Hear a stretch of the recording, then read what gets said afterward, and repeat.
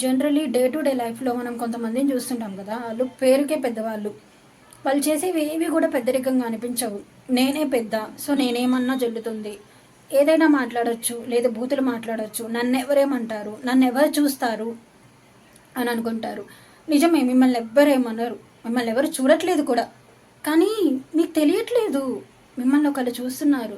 మీరు ఇంట్లో ఉండి డోర్ వేసుకున్నా సరే, ఎక్కడున్నా సరే మిమ్మల్ని ఒకళ్ళు చూస్తున్నారు.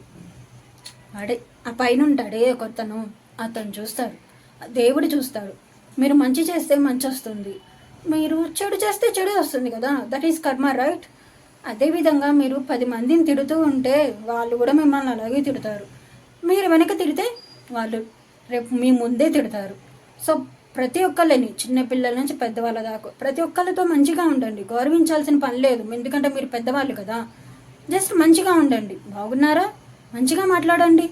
బూతులు ఇవన్నీ ఎందుకు?